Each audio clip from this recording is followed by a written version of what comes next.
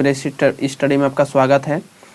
आइए आज हम लोग क्लास 10th के सेट 2 का सॉल्यूशन देखने वाले हैं। ये साइंस का जो है विज्ञान, उसका हम लोग सेट 2 देखने वाले हैं। इससे पहले हम लोग सेट 1 का देख चुके हैं। यदि आप नहीं देखे हैं तो आप लोग देख लीजिए सबसे पहले उसको, और आप लोग इस चैनल पर बने रहिए। आप लोग को मैं सारा सॉल्यूशन दूंगा। जितने भी सब्जेक्ट हैं सबका सॉल्यूशन देंगे। जितने भी सेट दिए हैं सभी सेटों का आप लोग को सॉल्यूशन मिलेगा। इसलिए वीडियो के अंत तक आप लोग ज़रूर बने रहें। मैं पूरा डिटेल के साथ बनाऊंगा, कोई हड़बड़ नहीं, एकदम सॉल्यूशन के साथ मैं बताऊंगा। इसलिए वीडियो लंबा हो सकता है, तो आप लोग वीडियो पर कंटिन्यू रहिए। चलिए आइए शुरू करते हैं। देखिए जिसका सब में आपका कक्षा ये देख सकते हैं, कक्षा 10 है, आपका सब्जेक्ट साइंस है और आपका 1.5 घंटा समय मिलेगा। पूर्णांक आपका 40 है और सभी में जितने भी मॉडल प्रश्न पत्र हैं सब में आपको दिया गया है। निर्देश जो दिया गया है वो सभी सेम है। तो निर्देश हम लोग देख चुके हैं फर्स्ट सेट में। तो आइए हम लोग आगे क्वेश्चन की ओर चलते हैं। देखिए चलिए क्वेश्चन नंबर फर्स्ट है। क्वेश्चन नंबर फर्स्ट में है कि यदि किसी अवतल दर्पण की फोकस दूरी f तथा वक्रता त्रिज्या r हो तो उसके बाद ऑप्शन दिया है r equal to f/2, r equal to f/2। ये तो आपका गलत होगा, ये तो नहीं होगा, क्योंकि हम लोग पढ़े हैं कि f बराबर होता है r/2 होता है, ये चीज़ होता है। तो अब ये तो गलत दिया हुआ है, तो f इक्वल टू r/2 ये दिया हुआ है। ऑप्शन नंबर बी आपका, ऑप्शन नंबर बी आपका सही होगा। चलिए सेकंड नंबर में प्रकाश के परावर्तन के कितने नियम है? तो प्रकाश के परावर्तन के 2 नियम है। आप लोग याद रखिएगा, प्रकाश के परावर्तन के कितने नियम है? 2 नियम है। आगे देखिए समतल दर्पण द्वारा बना प्रतिबिंब होता है। समतल दर्पण द्वारा बना प्रतिबिंब क्या होता है? वास्तविक, काल्पनिक, दोनों, इनमें से कोई नहीं। तो देखिए समतल दर्पण जो प्रतिबिंब बनता है वो क्या होता है? वो काल्पनिक होता है, यानी आभासी प्रतिबिंब बनता है। आगे देखिए वाहनों के पश्च दृश्य दर्पण के रूप में किस दर्पण का उपयोग किया जाता है? तो वाहनों में पश्च दृश्य यानी पीछे का चीज़ देखने के लिए गाड़ी के जो लगा रहता है साइड मिरर के रूप में, तो किसका प्रयोग किया जाता है? तो उत्तल दर्पण का प्रयोग किया जाता है। याद रखिए किसका? उत्तल दर्पण का। और अवतल दर्पण का प्रयोग किया जाता है गाड़ी का हेड लाइट के रूप में। तो वाहनों का पश्च दृश्य किसके रूप में किया जाता है? उत्तल दर्पण का किया जाता है। अगला है कि निम्न में से कौन सा पदार्थ लेंस बनाने के लिए प्रयुक्त नहीं होता है? तो दिया है जल, कांच, प्लास्टिक, मिट्टी। तो जल का भी प्रयोग होगा, कांच का भी प्रयोग होगा, प्लास्टिक का भी प्रयोग होगा, यानी आपका क्या होगा? मिट्टी का प्रयोग नहीं होगा। यानी ऑप्शन नंबर आपका डी सही आंसर होगा। कौन होगा? ऑप्शन नंबर आपका डी सही आंसर होगा। ये आपका ये प्लास्टिक वगैरह, कांच वगैरह नहीं होगा। देखिए हमारा पूछा क्या है? नहीं किसका लगाया जाता है, वो चीज़ पूछा है, तो इसलिए मिट्टी का प्रयोग नहीं होगा। इसलिए 5 का क्या होगा? मिट्टी। चलिए अगला क्वेश्चन देखते हैं। अगला है काल्पनिक प्रतिबिंब होता है। ध्यान से देखिए छठा नंबर, काल्पनिक प्रतिबिंब होता है सीधा, उल्टा, दोनों। तो काल्पनिक प्रतिबिंब देखिए ध्यान से, काल्पनिक कभी भी बनता है वो सीधा ही प्रतिबिंब बनता है। क्या होता है? सीधा, यानी जिसको हम लोग काल्पनिक को आभासी बोलते हैं, तो वो आभासी या सीधा होता है, आभासी तथा सीधा होता है। तो चलिए 7वां नंबर, f का मान 12 सेंटीमीटर है तब r का मान क्या होगा? तो r जो होता है f से डबल होता है, तो क्या हो जाएगा? जब 12 है तो उससे कितना डबल हो जाएगा? 24 हो जाएगा, यानी 24 हो जाएगा। यानी r इक्वल टू होता है 2f, यानी उसको हम लोग 2 से गुना कर देंगे, तो 2 गुना 12 हो जाएगा, तो कितना हो जाएगा? 24 हो जाएगा आपका। यानी जिस ऑप्शन में आपका 24 है, किसमें? ऑप्शन नंबर ए आपका राइट आंसर। चलिए नेक्स्ट क्वेश्चन 8वां नंबर। चलिए 8वां नंबर क्वेश्चन को देखते हैं। 8वां नंबर क्वेश्चन में है कि वाहन के अग्रदीप में किस दर्पण का उपयोग किया जाता है? तो वाहन के अग्रदीप में अभी तुरंत बताइए किसका प्रयोग किया जाता है? अवतल दर्पण का प्रयोग किया जाता है। किसका? अवतल दर्पण के रूप में। जैसे गाड़ी का हेडलाइट जो होता है, आगे जो 2 लाइट लगा रहता है, आगे तरफ आपको देखेंगे कि 2 लाइट लगा रहता है, तो उसमें कौन सा दर्पण लगाया जाता है? ये दोनों में अवतल दर्पण लगाया जाता है। चलिए अगला क्वेश्चन।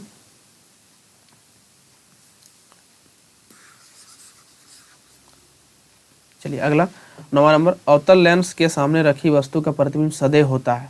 कोई भी अगर अवतल लेंस है तो उसमें सदैव क्या होता है? देखिए दिया हुआ है, ऑप्शन दिया हुआ है आभासी तथा सीधा, आभासी तथा सीधा, उसके बाद दिया वास्तविक एवं सीधा, काल्पनिक एवं उल्टा, उसके बाद है वास्तविक एवं उल्टा। तो अवतल दर्पण जो होता है, अवतल लेंस जो होता है, तो अवतल लेंस में जो होता है, तो अवतल लेंस कैसे होता है, अवतल लेंस ऐसे होता है। तो इसमें जो होता है, इसका जो प्रतिबिंब जो बनता है वो क्या होता है, काल्पनिक होता है। कैसा होता है, काल्पनिक होता है। काल्पनिक होता है लेकिन वो कैसा होता है, सीधा होता है। काल्पनिक यानी सीधा। तो काल्पनिक हम लोग क्या कहते हैं, आभासी बोलते हैं, यानी आभासी तथा सीधा होता है। तो डायोप्टर मात्रक है किसका, तो डायोप्टर याद रखिएगा लेंस का जो है शक्ति का मात्रक है। लेंस का शक्ति का मात्रक डायोप्टर होता है। 11वां नंबर, 2D क्षमता वाले लेंस का फोकसांतर होता है 2D, और फोकस दूरी पूछा गया है कि क्या होगा, फोकसांतर मतलब f, तो f बराबर होता है 1/p। तो 1/p, तो 1 का वैल्यू दिया हुआ है, p का वैल्यू दिया हुआ है 2, तो ये दिया हुआ है सेंटीमीटर। जितना भी ऑप्शन है सब सेंटीमीटर में दिया है, तो हम लोग क्या करेंगे, ये मीटर में होता है, ये हमेशा मीटर में होता है। डायोप्टर कभी भी इसका जो होता है वो मीटर में होता है, तो उसको हम लोग क्या करेंगे सेंटीमीटर में, तो 100 से भाग दे देंगे, एक गुना कर देंगे तो हो जाएगा 50, यानी 50 जिसमें भी है आपका वो राइट आंसर होगा। तो ऑप्शन नंबर आपका डी में दिया हुआ है, तो ये आपका राइट आंसर हो जाएगा 50 सेंटीमीटर। 11 का डी। चलिए, आँख के रंगीन भाग को क्या कहते हैं, तो आँख के रंगीन भाग को आइरिस कहते हैं। याद रखिएगा, आँख के रंगीन भाग को क्या कहते हैं, आइरिस कहते हैं। आगे देखिए, मानव नेत्र के जिस भाग पर किसी वस्तु का प्रतिबिंब बनता है तो उसको क्या कहते हैं, उसको हिंदी से परितालिका नहीं, ये नहीं होगा, दृष्टि पटल कहते हैं, और इसको हम लोग रेटिना भी कहते हैं। इसको इंग्लिश से रेटिना भी कहते हैं। तो याद रखिएगा, कहीं पर रेटिना लिखा रहेगा तो कहीं दृष्टि पटल लिखा हुआ रहेगा। चलिए नेक्स्ट क्वेश्चन की ओर देखिए। नेक्स्ट क्वेश्चन कि दिए गए समीकरण 14 नंबर क्वेश्चन देखिए। दिए गए समीकरण में कौन सी रासायनिक अभिक्रिया हो रही है, तो अब यहाँ देख सकते हैं कि यहाँ पर जो है एकल अभिकारक है, और यहाँ पर देखिए 3 छोटे छोटे टुकड़ों में ये विभाजित हो गया। तो जब एकल उत्पाद अलग अलग उसको एकल अभिकारक अथवा अभिकर्मक अगर अलग अलग उत्पाद का निर्माण करता है टूट करके, तो उसको हम लोग कहते हैं वियोजन अभिक्रिया। क्या कहते हैं, वियोजन, यानी वियोजित हो रहा है। क्या हो रहा है, टूट रहा है। आप देख सकते हैं कि पहले सिंगल था लेकिन टूट करके 3 गो हो गया, यानी इसी को हम लोग क्या कहेंगे, वियोजन अभिक्रिया। चलिए 15वां नंबर, निम्नलिखित में कौन सी रासायनिक अभिक्रिया संतुलित है। पूछा क्या है, संतुलित कौन है, इस चीज को पूछा है। तो ध्यान से देखिए, यहाँ पर देखिए Na कई ठो है, 2 गो है, यहाँ पर इधर कितना है, उत्पाद में 1 है, तो इसका ऑप्शन नहीं होगा। चलिए अगला है, यहाँ पर Al कितना है, 4 है, यहाँ पर भी 4 है, ठीक।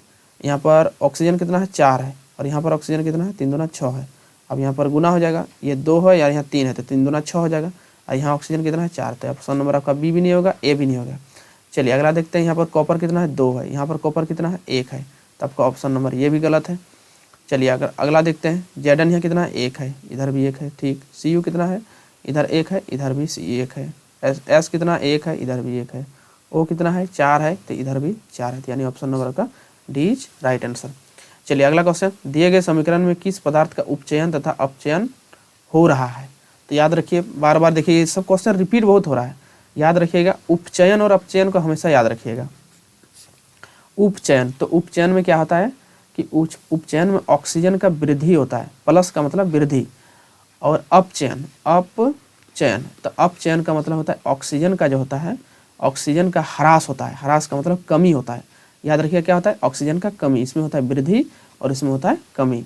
तो यहाँ पर क्या बोला है, देखिए, यानी किस पदार्थ का उपचयन हो रहा है तथा अपचयन, किसका उपचयन हो रहा है, मतलब किसमें ऑक्सीजन का वृद्धि हो रहा है और ऑक्सीजन का किसमें कमी हो रहा है। तो देखिए, तो कॉपर के पास पहले ऑक्सीजन नहीं था, और ऑक्सीजन कॉपर के पास यहाँ पर देखिए हो गया, यानी कॉपर क्या हुआ, कॉपर उपचयन हुआ, कॉपर उपचयन हुआ। अब देखिए PbO के पास ऑक्सीजन था, और अभी यहाँ देखिए अभिक्रिया होने के बाद Pb के पास ऑक्सीजन नहीं बचा, इसका मतलब ये क्या हो गया, अपचयन हो गया। क्या हो गया, अपचयन। तो यानी Cu हुआ अब उपचयन और PbO हो गया अपचयन। तो यह तो आपका ऑप्शन नंबर आपका कितना हो जाएगा, बी हो जाएगा। ऑप्शन नंबर आपका बी इज राइट आंसर। चलिए नेक्स्ट क्वेश्चन को देखते हैं।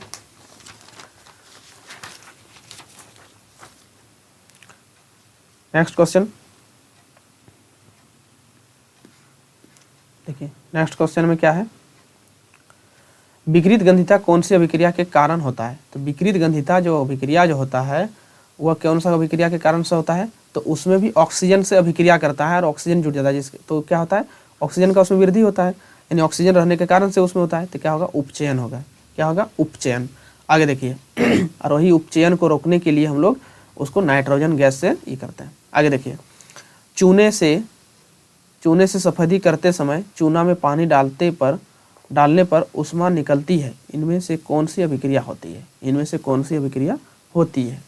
तो देखिए अभिक्रिया कौन सी होती है, तो देखिए अगर हम लोग चूना का पानी अगर डालते हैं तो आप लोग भी देखे होंगे कि घर में अगर चूना करने के लिए, पुताई करने के लिए, उसमें क्या होता है, पूरा खोलने लगता है। ठंडा पानी में भी डालिए तो क्या होता है, पूरा हीट हो जाता है। तो यानी उसमें क्या होता है, हमको उष्मा मिलता है। यानी जिसमें अगर जिस अभिक्रिया में अगर हमको उष्मा मिलता है उसको हम लोग उष्माक्षेपी कहते हैं। लेकिन एक चीज़ ध्यान दीजिए, तो सब में देखिए उष्माक्षेपी दिया हुआ है, सब में उष्माक्षेपी लिख दिया है। देखिए उष्माक्षेपी लिखा हुआ है, सब में लिखा हुआ है उष्माक्षेपी। तो अब यहाँ पर दिया हुआ है संयोजन, फिर दिया है संयोजन, अच्छा उष्माक्षेपी नहीं, सॉरी, सब में नहीं दिया है, उष्माक्षेपी सब में नहीं है। उष्माक्षेपी आपका देखिए, तो याद रखिए उष्माक्षेपी जहाँ है वहाँ होगा, इस सब में उष्माशोषी दिया है, तो ये तो नहीं होगा। यहाँ पर भी उष्माक्षेपी दिया है, यहाँ पर भी उष्माक्षेपी दिया है। अब ये चीज़ देखना है कि इसमें संयोजन अभिक्रिया होता है या वियोजन अभिक्रिया होता है। ये संयोजन अभिक्रिया होता है या वियोजन अभिक्रिया होता है। तो इसमें देखिए, तो आपका होगा संयोजन अभिक्रिया। क्यों? क्योंकि ये आपका बुझा हुआ चूना CaO है, कैल्शियम ऑक्साइड, कैल्शियम ऑक्साइड। जब इसको हम लोग जल के साथ अभिक्रिया करवाते हैं तो ये बनाता है CaOH का होल 2, ये बना देता है कैल्शियम हाइड्रोक्साइड। तो आप यहाँ देखिए कि अब यहाँ दो पदार्थ है और ये जुट करके एक हो गया, यानी संयोग हो गया।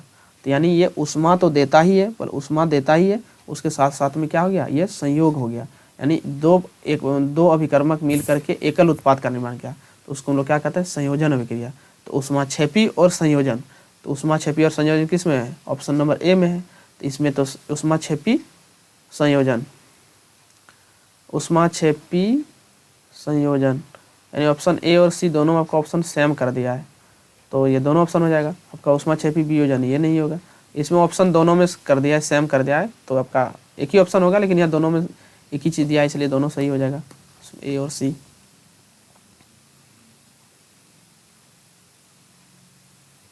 चलिए अगला क्वेश्चन 19 नंबर, कि लोहे की कील को कॉपर सल्फेट के विलयन में डालने पर कॉपर सल्फेट के विलयन का नीला रंग धूसर हो जाता है, इस प्रक्रिया में कौन सी अभिक्रिया होती है?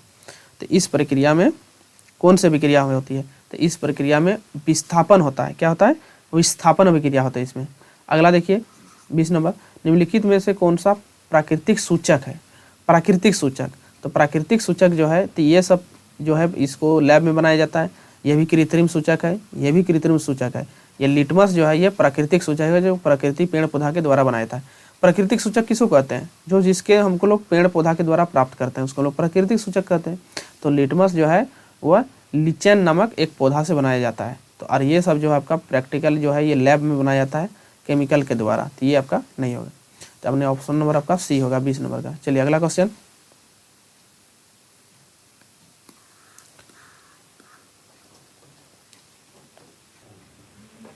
चलिए 21 नंबर क्वेश्चन को देखते हैं। देखिए इसमें क्या है, 21 नंबर क्वेश्चन, निम्नलिखित में से किस पदार्थ में लिटमस पत्र डालने पर वह लाल नहीं हो जाता है?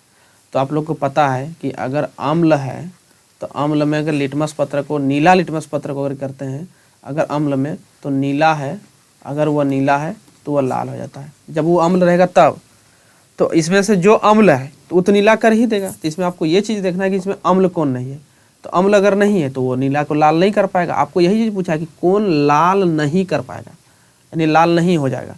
तो ये भी अम्ल है, ये तो कर ही लेगा, ये ऑप्शन नहीं होगा, ये भी ऑप्शन नहीं होगा, ये भी अम्ल है, यानी आपका ये जो है आपका ग्लूकोज है, ग्लूकोज है, ये क्या है, चीनी है, ग्लूकोज है, यानी ये अम्ल नहीं है, यानी यही इसके द्वारा ही आपका लाल नहीं होगा। तो आपका ऑप्शन नंबर 21 का डी होगा। चलिए अगला क्वेश्चन, दिए गए किस लवण में क्रिस्टलीकरण का जल मौजूद है? तो आप देखिए, अब तो समीकरण को, इक्वेशन को देख करके, यौगिक को देख करके समझ सकते हैं। आप यहाँ देख सकते हैं कि जल मौजूद है लिखा हुआ है, तो आप यहाँ देख सकते हैं कि 5H2O लिखा है। H2O क्या है? जल का सूत्र होता है। जल का सूत्र क्या होता है? H2O होता है। तो यहाँ 5H2O है, तो यानी ऑप्शन नंबर आपका जल तो इसमें मौजूद है, इसलिए ये ऑप्शन आपका सी क्या हो जाएगा, सही हो जाएगा। ये सब क्या हो जाएगा, गलत हो जाएगा। चलिए अगला क्वेश्चन, अग्निशामक यंत्र में किस लवण का प्रयोग किया जाता है? अग्निशामक में किस लवण का प्रयोग किया जाता है? तो इसमें सोडियम हाइड्रोजन कार्बोनेट का किया जाता है, सोडियम हाइड्रोजन कार्बोनेट का। चलिए अगला देखिए, जल की अनुपस्थिति में हाइड्रोक्लोरिक अम्ल अपना अम्लीय गुण प्रदर्शित नहीं करता है। पूछा क्या है, नहीं करता है, क्योंकि तो अगर वो उसमें H+ आयन अगर उपस्थित नहीं होगा तो नहीं होगा। और जब सूखा रहता है जल, जब H+ आयन कब देता है, जब उसको हम लोग जल में घोलते हैं। तो जब यहाँ पर जल में घुले ही नहीं है, अनुपस्थित है, उसमें H+ आयन नहीं रहेगा। देखिए कौन सा ऑप्शन होगा, उसमें H+ आयन उपस्थित रहते हैं, तो गलत बोल रहा है, ये नहीं होगा। उसमें H+ आयन उपस्थित नहीं रहते हैं, आपका ये आपका सही होगा। अब आगे देखिए क्या बोल रहा है, उसमें क्लोराइड होता है, ये भी नहीं होगा, ये उदासीन हो जाता है, ये भी गलत। ऑप्शन नंबर 24 का क्या होगा, बी होगा, 24 का बी। चलिए अगला क्वेश्चन देखते हैं, 25वां नंबर। पदार्थ ABCD का pH मान क्रमशः दिया हुआ है, यानी आपका फर्स्ट है A, उसके बाद B, C, आपका D दिया, इस प्रकार से दिया है। और यह पदार्थ कौन अम्ल है, तो अम्ल क्या होता है, pH स्केल जो होता है उसमें क्या होता है कि 7 उदासीन होता है, और इधर होता है अम्ल होता है, 7 से कम अम्ल होता है, 7 से कम अम्ल होता है, और 7 से ज़्यादा क्या होता है, क्षारक होता है। क्या होता है, क्षारक होता है। तो इसमें 7 से कम कौन है, 7 से कम तो 2 है, तो यानी ऑप्शन नंबर का ए हो जाएगा, ऑप्शन नंबर आपका ए हो जाएगा। चलिए नेक्स्ट क्वेश्चन, 26वां नंबर। 26 नंबर क्वेश्चन क्या है, देखिए इसमें आपको दिया गया है कि इस चित्र में कौन सा अभिक्रिया हो रही है। इस चित्र को आप लोग ध्यान से देखिएगा, तो देखिए कि कौन सा अभिक्रिया हो रहा है। यहाँ पर देख सकते हैं कि सूर्य का प्रकाश में डाला है, चाइना डिस्क है, और सिल्वर क्लोराइड है। तो सिल्वर क्लोराइड का जब इसमें अभिक्रिया करवाते हैं तो जैसे ये होता है 2AgCl, सिल्वर क्लोराइड है। और जब इसमें सूर्य का प्रकाश, सनलाइट अगर इसमें डालते हैं, सनलाइट सूर्य का प्रकाश, तो ये वियोजित हो जाता है 2Ag + Cl2, तो यानी क्या हो गया, एकल उत्पाद था, एकल अभिकारक था, लेकिन टूट गया, 2 अलग छोटे छोटे हो गया, तो इसको हम लोग क्या हो गया, वियोजित हो गया, अलग अलग हो गया, तो इसको हम लोग क्या कहते हैं, वियोजन अभिक्रिया। इसका समीकरण ये होता है। ये जो यहाँ पर रखा हुआ है चाइना डिस्क जो ये यहाँ, तो सिल्वर क्लोराइड रखा हुआ है। जब इसको सूर्य का प्रकाश जब डालते हैं तो सिल्वर और क्लोराइड ये अलग अलग हो जाता है, क्लोरीन अलग अलग हो जाता है, तो यानी वियोजित हो गया, अलग हो गया, तो वियोजन अभिक्रिया। आगे देखिए 27 में, शरीर में उत्पन्न हानिकारक अवशिष्ट पदार्थ का शरीर से बाहर निकालने की प्रक्रिया को किस जैव प्रक्रम में होती है। पोषण, तो ये नहीं होगा, श्वसन, ये भी नहीं होगा, तो बाहर निकालने की प्रक्रिया को हम लोग कहते हैं उत्सर्जन। क्या कहते हैं, उत्सर्जन। अगर देखिए 28 नंबर, प्रकाश संश्लेषण में होने वाली ऑक्सीजन गैस किस यौगिक के टूटने के फलस्वरूप प्राप्त होती है। प्रकाश संश्लेषण में ऑक्सीजन गैस किस यौगिक के टूटने के फलस्वरूप होता है। देखिए ऑक्सीजन किसके द्वारा मिलता है, तो प्रकाश संश्लेषण में क्या क्या मिलता है, उसमें जल लगता है। तो यही जल टूटने के कारण से, ये जो जल होता है, ये जल टूटने के कारण से इस जल में ऑक्सीजन मिला रहता है, यही ऑक्सीजन हम लोग को पेड़ पौधा हम लोग को प्रोवाइड करता है, और उसको हम लोग सांस लेते हैं। तो किसके द्वारा, जल के द्वारा। चलिए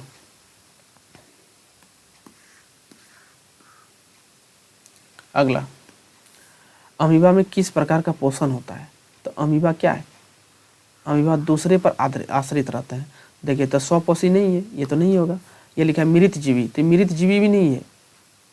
ये क्या करता है, कोई जैसे अमीबा है, ये मान ली अमीबा है, तो इसमें मान ली यहाँ भोजन रखा रहता है, तो ये क्या करता है, जिस जगह पर अगर मान ली यहाँ भोजन रखा रहता है, इसका पूरा, तो इसको पूरे को निगल लेता है, वो चिबा के नहीं खाता है, पूरे को निगल लेता है। तो उसको हम लोग प्राणी समभोजी पोषण कहते हैं। यानी जब कोई अगर पूरे उस चीज़ को निगल दे तो उसको हम लोग समभोजी के नाम से जाना जाता है, समभोजी। चलिए, यानी पूरे जब उसको निगल दिया जाता है। आगे देखिए, लार में कौन एंजाइम पाया जाता है। तो लार में कौन सा एंजाइम पाया जाता है, तो लार में कौन सा एंजाइम पाया जाता है, तो याद रखिएगा, लार में टाइलिन नामक एंजाइम पाया जाता है, टाइलिन नामक एंजाइम पाया जाता है। आगे देखिए, श्वसन प्रक्रिया में पायरुवेट का कार्बन डाइऑक्साइड जल और ऊर्जा में विखंडन कहाँ होता है। तो याद रखिएगा, ये माइटोकॉन्ड्रिया में होता है। कहाँ होता है, माइटोकॉन्ड्रिया में होता है। चलिए आगे देखिए कि पौधे में जल तथा खनिज लवण का संवहन किसके द्वारा होता है। पौधे में जल, देखिए जल तथा खनिज लवण का संवहन किसके द्वारा होता है। तो याद रखिएगा कि जल का जो संवहन होता है, जल का संवहन जो होता है वो जाइलम के द्वारा होता है, जाइलम। और खनिज लवण का जो होता है, खनिज लवण ये जो होता है फ्लोएम के द्वारा होता है। किसके द्वारा, फ्लोएम के द्वारा। जल होता है जाइलम के द्वारा, खनिज लवण होता है फ्लोएम के द्वारा। जो भी पोषक तत्व पेड़ पौधा को मिलता है तो उसका संवहन कौन करता है, फ्लोएम। लेकिन यहाँ पर कौश देखिए यहाँ संवहन लिखा है कि पौधे और जल दोनों दिया है, तो ऑप्शन आपका तो जाइलम, जाइलम तो जल को करता है और खनिज लवण को फ्लोएम करता है। तो ऑप्शन के अनुसार यहाँ पर देखिए ऑप्शन ऐसा नहीं डाला है, तो ए और बी दोनों आंसर होगा, ए और बी दोनों। जाइलम करता है जल को और खनिज लवण करता है फ्लोएम। चलिए अगला क्वेश्चन, किसी समष्टि अपना अस्तित्व बनाए रखने के लिए कौन प्रक्रिया आवश्यक है? किसी समष्टि का मतलब हो गया कि अपना पीढ़ी को बचाने के लिए कौन सा प्रक्रिया अपनाना होगा? पीढ़ी को अपना देखिए, तो किसी समष्टि पोषण, श्वसन, जनन, नियंत्रण। तो जब तक उस बच्चे का अगर मान ली कोई अगर है संतति है तो उसका जन्म जब तक नहीं होगा तो अगला पीढ़ी कैसे होगा? तो उसको जनन क्या करना है? जनन अनिवार्य करना है। जनन मतलब अपने जैसे संतति को जन्म देना। जब तक वो जनन नहीं करेगा तो उसका समष्टि का मतलब उसका वंश जो होता है वो बचेगा कब? जब जनन करेगा, जन्म देगा तब। आगे देखिए, दिया गया चित्र किस प्रकार का जनन को दर्शाता है? ये जो दिया गया है ये किस प्रकार का दर्शाता है? तो ये जो है आपका ये पुनरुद्ध भवन है, पुनरुद्ध भवन, यानी ये एक पुनरुद्ध भवन है। ये जो है इसको अगर हम लोग किसी भी प्रकार से अगर टुकड़ा हम लोग कर देंगे, अगर अनेक भागों में इसको टुकड़ा कर देंगे तो क्या होता है कि वह टुकड़ा स्वयं, आप इस चित्र में भी देख सकते हैं, ये स्वयं जो उस टुकड़ा अपने आप में एक नया रूप ले लेता है और एक फिर से पुनः जीव का निर्माण कर देता है। इसीलिए इसको कहते हैं पुनरुद्ध भवन, माना पुनः उसमें एक निर्माण हो गया कोशिका का। चलिए अगला क्वेश्चन में देखते हैं हम लोग।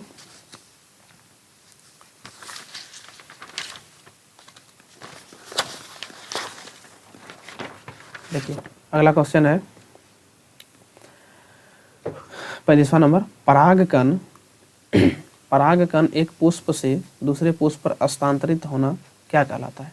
जब परागकण जो होता है, जैसे मान ली कोई फूल है, मान ली यहाँ पर फूल है, यहाँ पर परागकण है, यहाँ पर भी एक फूल है, यहाँ पर मान ली है, तो एक पुष्प से इसका जो कण उपस्थित रहता है एक पुष्प से दूसरे पुष्प में होकर जाता है, उसको हम लोग क्या कहते हैं? स्त्री के सर्वपूर्ण कर्षण में जाकर मिलता है तो उसको हम लोग कहते हैं निषेचन कहते हैं। क्या कहते हैं? निषेचन। आगे देखिए, भ्रूण को माँ के गर्भाशय के किस भाग से पोषण मिलता है? तो भ्रूण जो होता है तो भ्रूण में उसको एक नली होता है तो उसको हम लोग प्लेसेंटा कहते हैं। उस प्लेसेंटा के द्वारा गर्भाशय में किस भाग से पोषण मिलता है? देखिए यहाँ पर किस भाग से लिखा है, देखिए इस भाग यहाँ पर ध्यान से समझिएगा, किस भाग से लिखा है तो एक प्लेसेंटा नामक गर्भाशय से जुड़ा रहता है। जैसे अगर दिखा दिया जाए तो ऐसे गर्भाशय मान ले जाए, एक रफ बना देते हैं आप लोगों को।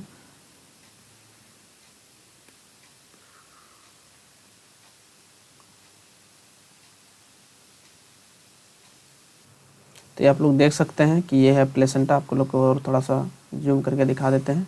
जैसे आप लोग यह देख सकते हैं कि ये बच्चे यहाँ पर है, गर्भ में ये बच्चा पल रहा है। तो गर्भ में पलते समय ये गर्भ से एक नाली जुड़ा हुआ है। देखिए आप ये देख सकते हैं कि ये पाइप जुड़ा हुआ है, इसी पाइप को प्लेसेंटा कहते हैं। इसी के द्वारा माँ जो भी अगर भोजन करता है उस माँ का भोजन से ही उसको पोषण मिलता है। इसी नली को हम लोग क्या कहते हैं? प्लेसेंटा कहते हैं। क्या कहते हैं? प्लेसेंटा कहते हैं। याद रखिएगा इसको क्या कहते हैं? प्लेसेंटा कहते हैं। चलिए अगला क्वेश्चन देखते हैं, 37 नंबर क्वेश्चन, कि एक उत्तम ऊर्जा के स्रोत की क्या विशेषताएं हैं? एक उत्तम ऊर्जा स्रोत तो वह तेजी से जलता हो। देखिए ज़्यादा तेजी से भी अगर जलेगा तो वो भी गलत है। देखिए ये नहीं होगा।